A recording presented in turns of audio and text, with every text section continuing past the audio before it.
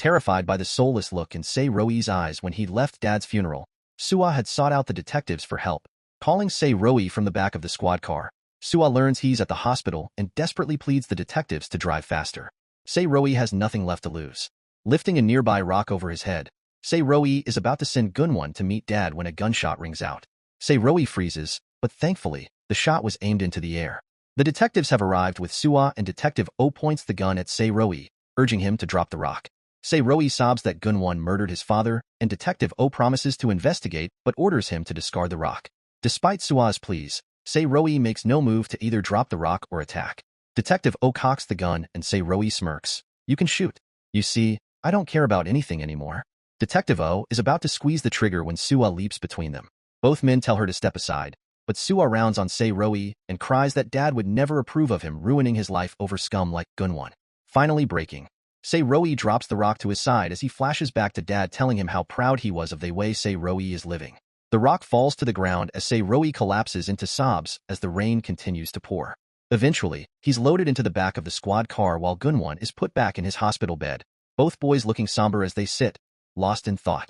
The next day, a student bursts into the classroom, announcing that Gunwon was responsible for the hit-and-run that killed Se-Roi's dad. President Jang, however, feels none of his son's remorse as he visits Se-Roi at the detention center. He claims to feel sorry for Se-Roi's loss, but quickly reprimands him for taking his anger out on Gunwon.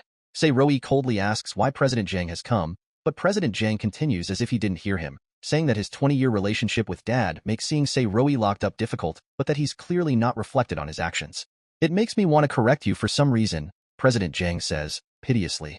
Unmoved, Se-Roi asks again why President Jang has come and President Jang says he's once again offering Se-Roi a second chance. "What do you say?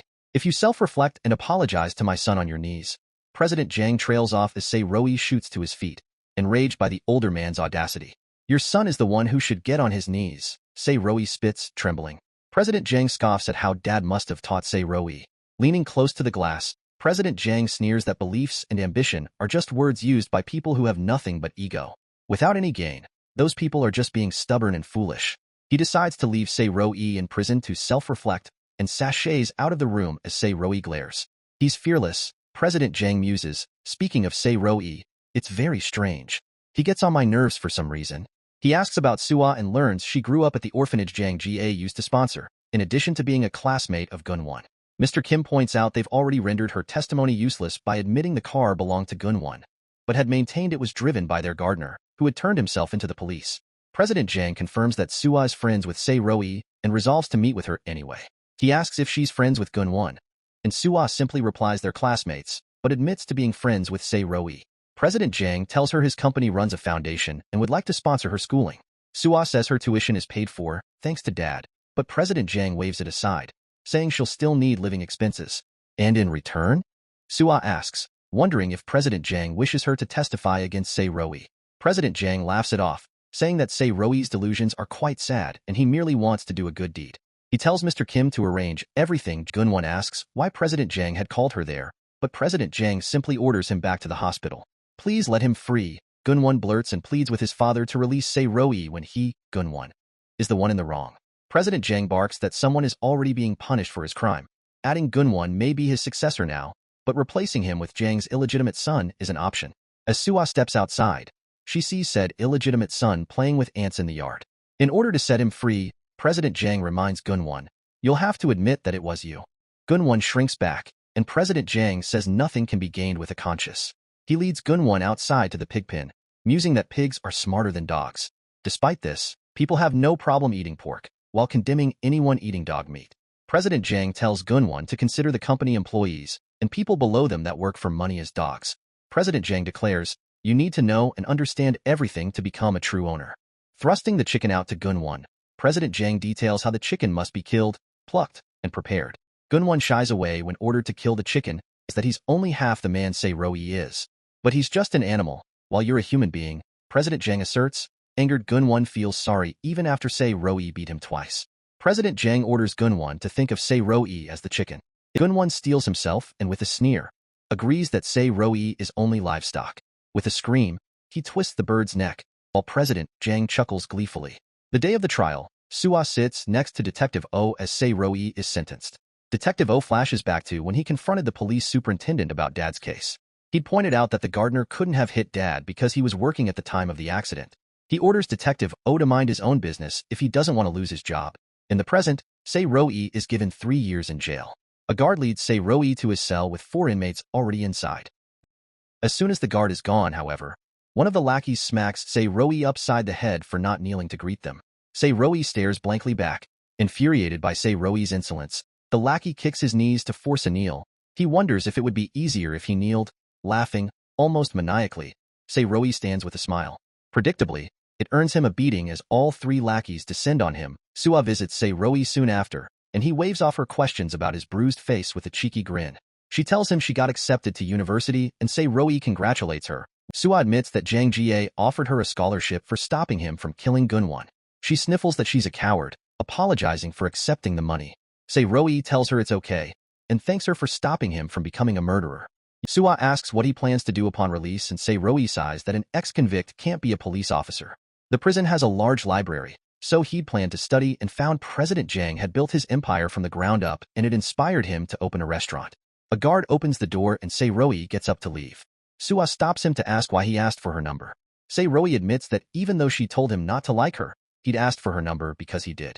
And she teases that she doesn't like guys who are poor, wondering if he plans to make a lot of money.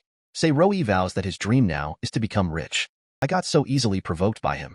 It was useless to resent anyone, because my dad was already gone. He muses that revenge was the last thing on his mind, but the word fills up his empty heart and he can't wait to get out. 2 years later, Se-Roi steps outside the prison, finally a free man once more.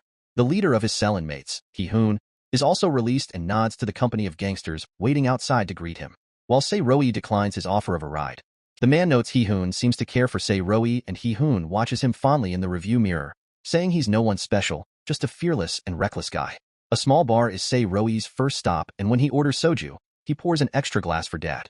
A phantom memory sits across from him, asking how the alcohol tastes, and Se-Roi replies it's bitter, as he stares at the cover of Jang's autobiography. When he's drank enough, Se-Roi leaves, telling the owner to throw out the book, as he's memorized it. He's drawn devil horns on President Jang with the words, "I can beat him." At the bus station the next morning, he sees Gunwon on the news for assaulting an employee at a bar. The man had asked to see Gunwon's ID, and he'd accused the animal of not recognizing its owner. Video of the incident went viral and Jang's stocks took a significant hit. Suwa admits she misses him and tells him that she lives in Itaewon. Unsure of what to write, she went on to describe Itaewon. Arriving in Seoul, Se-Roi heads to Itaewon as Suwa's letter continues how on October 31st every year, people celebrate Halloween. He looks around at all the sights Suwa depicted in her letter and smiles. Someone in a bloody rabbit mask suddenly stops and makes a beeline for him, throwing their arms around him. Se-Roi stumbles back and the assailant finally thinks to remove the mask, revealing Suwa's grinning face, and then leads him to a bar. They're greeted by Hong Suk-cheon. Suwa asks what Se-Roi has been doing since his release, simply replying that he'd prepared a lot. Se-Roi instead wonders if Suwa went to college. She nods happily, adding that she'll start work next year, at Jangga. She recalls Se-Roi had wanted to open a bar, and asks if he's still pursuing that. He confirms it, and says he's thinking of opening it in Itaewon. When she presses him for details, Suwa does a double spit take in Se-Roi's face when he replies that not only will he start his business in 7 years, but he plans to go deep-sea fishing in the meantime. Suwa points out that when Se-Roi had been convicted, she'd helped him liquidate Dad's restaurant and claim his insurance money. Se-Roi adds Dad had also been saving him a college fund, and Suwa questions why he would even need to go out to sea. "It's the price of my dad's life," Se-Roi admits. "It should be more meaningful. My first time in Itaewon. My first Halloween day. With my first love," he continues, "it was the perfect day for me, who was about to go on a long journey." As Se-Roi piggybacks Suwa home, she apologizes for joining Jang Jie and gives him permission to resent her. Se-Roi reminds her that she'd wished him happiness, now and always. He tells her that line from her letter got him through, so there's no way he can resent her. They reach Suwa's house and they linger awkwardly outside her gate. Se-Roi says he had a lot of fun and is unsure when Suwa asks when he'll return. She suddenly blurts that her house is old and drafty, with just one room and one blanket. "Do you want to stay tonight?" Se-Roi blinks back and reminds her he's not rich yet. As he turns to go, Suwa leans back outside and calls after him to take care of himself. They smile at each other and wave before parting ways. A week later, Se-Roi reports to his ship. 7 years later, Suwa presents her concept for a bar at Jang Jie headquarters. Gunwon catches Suwa after the meeting to ask why she's treating him coldly. "Am I supposed to be warm?" she retorts. He asks what her plans are, and she says she's going to Itaewon to meet with the store manager. But she's rescued by the appearance of Minyoung, President Kim's right hand. Gunwon starts to whine, but the women ignore his pouting and leave together. In Minyoung's office, she praises Sua's competency and Sua smoothly attributes it to Minyoung's teachings. Minyoung questions whether Sua will choose an alignment soon within the company, and Sua sidesteps by saying she still has much to learn. Leaving the office, Sua heads to Itaewon, thinking that she hasn't seen Se-Roi since that night in Itaewon. Just as she's thinking that her memories have started to fade, someone calls out to her. Turning back, Sua sees Se-Roi climbing down a ladder outside a recently sold shop. It's been exactly 7 years. Sua's narration continues as her eyes glance at the sign above the door, Danbam, which translates to chestnut or sweet night. Grinning, Se-Roi asks how she's been, and Sua smiles back. The 22-year-old guy's plan that sounded rather absurd, but Se-Roi made it happen. Sua's voiceover says, to him, it is only natural.